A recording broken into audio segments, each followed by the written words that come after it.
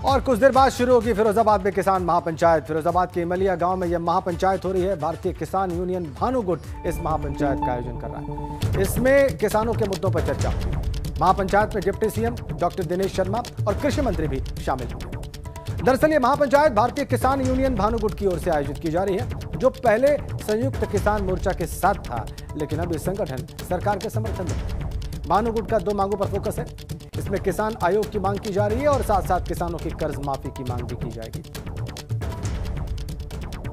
थोड़ी देर में ये महापंचायत शुरू होने जा रही है फिरोजाबाद के इमलिया गांव में। 12 बजे का वक्त बताया गया, वक्त हो चुका है। सीधा आपको वहीं लिए चलते हैं, फिरोजाबाद के इमलिया गांव। हमारे सहयोगी नितिन उपाध्याय इस सारे घटनाक्रम पर वहां नजर बनाए हुए हैं। नितिन, क्या महापंचायत शुरू हो गई?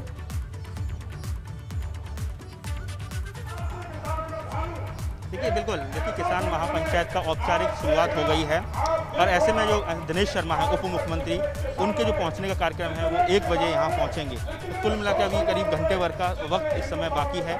तस्वीरों के जरिए मैं दिखाना चाहूँगा कि किस तरह से जो भीड़ उमड़ी है।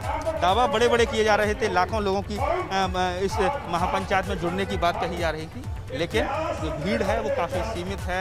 1000-2000 लोग पहुंचे हुए हैं, लेकिन कई सारी जो गाड़ियां हैं पश्चिमी उत्तर प्रदेश से, खासकर जो बुलंदशहर से, बिजनौर से, वो गाड़ियां रास्ते में हैं और वो भी लोग जो किसान हैं पश्चिमी उत्तर प्रदेश के, इस किसान महापंचायत को ज्वाइन करेंगे। तो कुल मिला के आज की जो किसान महापंचायत है ये भारतीय किसान यूनियन भानु गुट, यानी जिसके राष्ट्रीय अध्यक्ष भानु प्रताप सिंह हैं, उन्होंने इसको कॉल किया है क्योंकि उनका गांव कुछ चंद किलोमीटर की दूरी पर है। और ऐसे में उन्होंने अभी बात की थी, उन्होंने बहुत बड़ी 2 बातें करी। उन्होंने कहा जिस तरीके से टिकैत लगातार विपक्ष की के इशारों पर नाच रहा है। उन्होंने कहा कि राकेश टिकैत को कांग्रेस ने फंडिंग की है, बड़ा उन्होंने आरोप लगाया।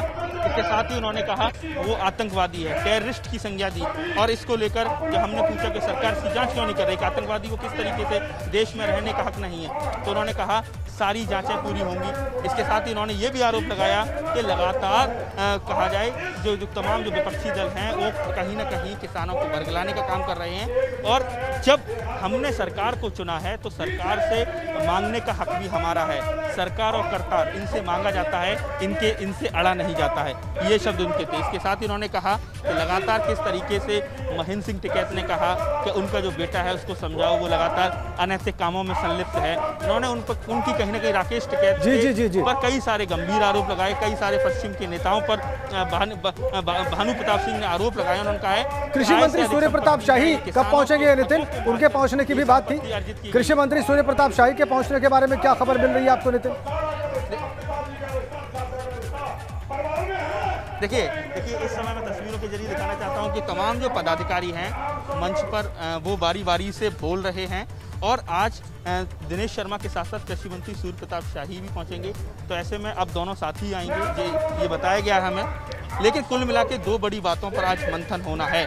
और ऐसे में हो सकता है कि दिनेश शर्मा इस मंच से ये कह दें कि जो किसान आयोग को लेकर लगातार किसानों की तरफ से, किसान संगठनों की तरफ से मांग की जा रही है, उसकी अनुशंसा राज्य सरकार, भारत सरकार को कर दे। इसके साथ ही जो कहा जाए जो केसीसी पर जो लोन की माफ़ी की बात हो रही है, किसान कर्ज माफ़ी की बात हो रही है, जी। वो उसको लेकर भी शायद जो कहा जाए सरकार के वरिष्ठ नुमाइंदे दिनेश शर्मा को बड़ा भरोसा देकर जाएं, इस पर नजरें टिकी हुई हैं।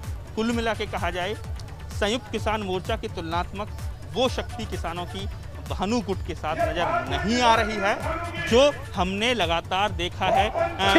बिल्कुल तस्वीरें ये दिखा रही हैं। अभी उस तादाद में तो भीड़ वहां पर नहीं पहुंची है नितिन, जो तस्वीरें आप दिखा रहे हैं। बिल्कुल नितिन, जो तस्वीरें आप दर्शकों को दिखा रहे हैं इसमें उस किस्म की भीड़ तो नहीं दिखाई दे रही है जैसा दावा किया जा रहा था, इसमें कोई शक नहीं है नितिन। और आप कह रहे हैं कि दोपहर 1 बजे उप मुख्यमंत्री वहां पर पहुंच जाएंगे डॉक्टर दिनेश शर्मा। बहुत बहुत धन्यवाद आपका इन तस्वीरों के लिए।